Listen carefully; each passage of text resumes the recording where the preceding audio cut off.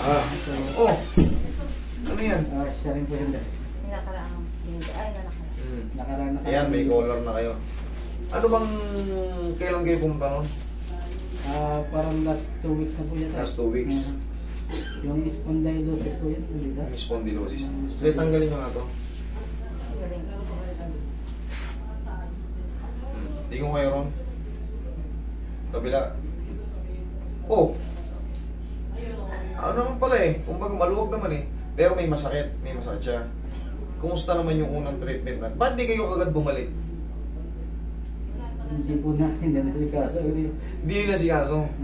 Kakahapon po bumalik kami, medyo mahaba po dahil bumalik na ulit kami. Ay, kahapon sana kayo nakaschedule. Kaya nga eh. Pero nawala kayo. Umuwi kayo. Nagpaalam po ako sa kanya, sabi wala akong kasama kasi mga anak namin po sa ano. Ay, oo, tama. Yung nakalagay yung inihigis kayo eh. Yun o. Nakapila na kayo kahapon. Tapos umuwi kayo. Okay, sige. Mababaan niyo muna yun.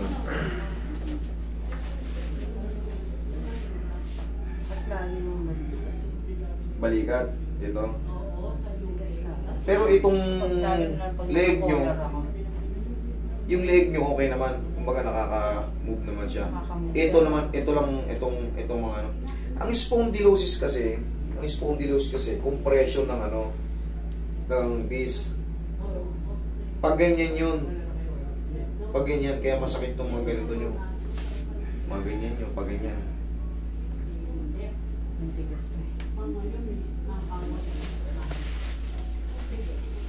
Hindi mo kayo nahihilo, okay lang kayo? Hindi naman po. Pero kadalasan po, pag sasakit na siya, sasakit na yung ulo ko. Okay, sige.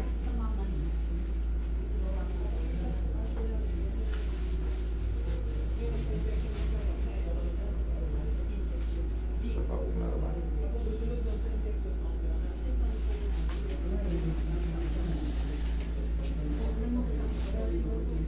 Yung collar na yan, pandepensa lang sa ano yan.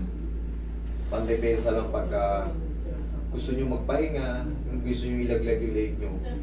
Ganun ang ano yan. Pero yung susundan nyo yun, nakakalikod naman si mami, huwag nyo nang sundan ng ganun. Kung gusto niya lang magpahinga, ikabit nyo yan. Hindi na po kailangan na lagi nakagalit. Oo. Pang ano lang yan, pandepensa lang yan.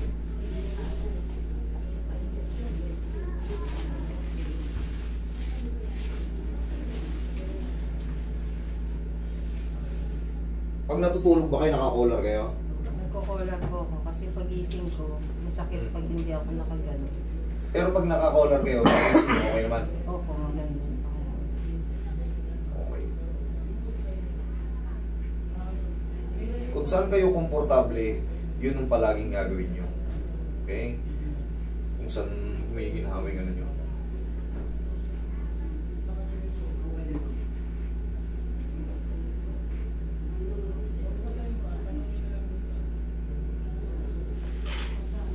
Ayan, cervical spondylosis ng kaso yung mga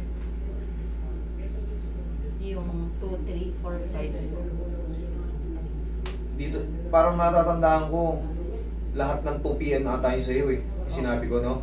2, 3, 4, 5, 6 2, 3, 4, 5 o 3, 4, 5, 6 2, 3, tapos 2, 3. 4, 5. Okay, 2, 3, 4, 5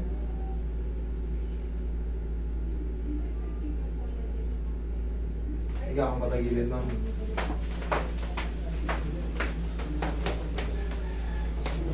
Sa unan, kumusta naman kayo mag-unan? Tinuro ko sa inyo. Ganun ha? Kung mapapansin nyo, magaan sa leg yun. Okay, tapos saplusan nyo ng palagi ng pau.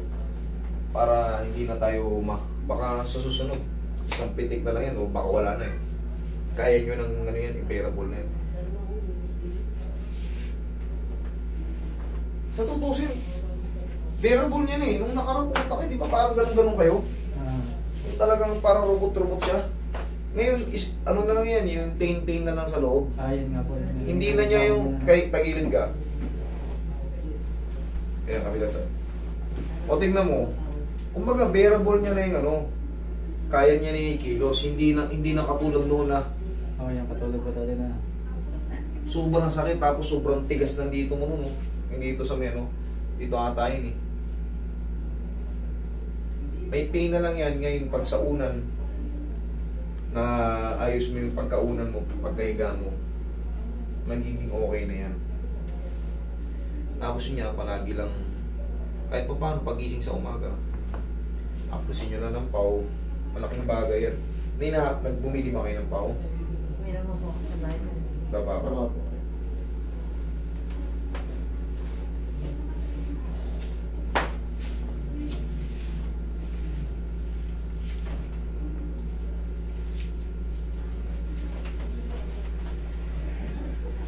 Kapon, buti, maaga kayo nakauwi. Ang lakas ng ulan dito. Oo, lakas nga ako na ako na pag-ana. Binaha yung bahay namin. Grabe. Naabot yung hanggang loob, hanggang dun sa may kwarto. Buti, mataas yung kama namin, pero yung ibang gamit, basa. Sopa namin, basa.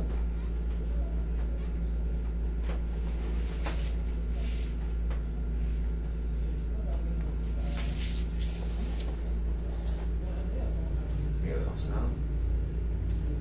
Yan. Yan. Oroy, massage mo pati balakang rin para kompleto rikado na. Taga-saan ba kayo na-uwi? Malapit lang ba kayo? Sa Fairview po. Okay. Kaya pala nung wedding. Umuwi po muna kami. May mga bata po kasi kami doon. Hindi na naman. Yung iba kasing mga malalayo, talagang inaagahan nila kasi dito na sila magantay kaysa naman. Tsaka lang sila babiyahe kung kailan na nas 9 na, di abutin ka na ng ano. Dito, kung ginagawa nila, biyahe na sila ng madaling gabi, madaling araw. May papahingahan naman na dyan. Ang nakarang po namin ito, ginagawa ko yun, ang ganda na. O hindi, ano po ako, lagyan ko ng ano yan, kahit kapan. Tinanggihan ako nung ano eh, yung ay kumuha eh. Wait. Hindi yata kaya yung pinagagawa ko. Tasipin mo lang ako.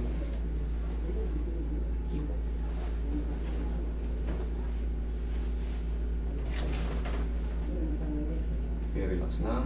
Inhale. Exhale.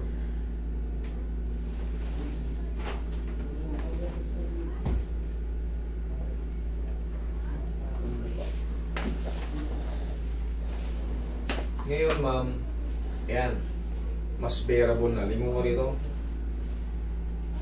Lingo sa kabila. Yan, mas bearable na yan. Ano na yan? Kayang-kaya nyo na yan. Ha? Okay po ano?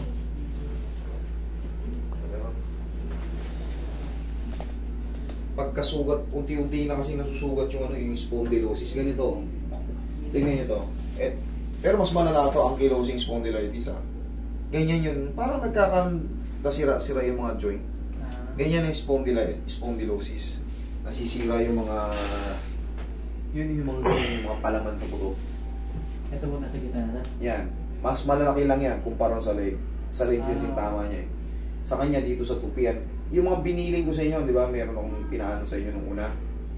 Huwag kayo nga abot yung mga ganun. Yun ang ano yun. Kasi saktong-sakto sa tupian eh. Hindi katulad ng iba, C5, ay C6, C7 ang tama. Kahit pa paano pwede ka sa ganun. Sa mga mabubuhat naman ng magbabigat, yun ang medyo alalay tayo. Lahat naman po ng bili niya, ginagawa niya. Tapos yung sa unan, di ba, komportable na sa unan ganun. O di, kahit pa paano, naililiko mo na itong leeg mo ng maayos. O yan, sagad na kabila. O, sagad na rin. Nakita nyo. O ma'am, huwag lang magbasa ngayon ha. Okay, tapos bili kayo ng pau. Kahit sa araw-araw, ganyan-ganyan lang. Lambingin nyo lang, huwag nyo nandiinan ha. Ganyan-ganyan lang. Okay? Sige, thank you. Thank you po.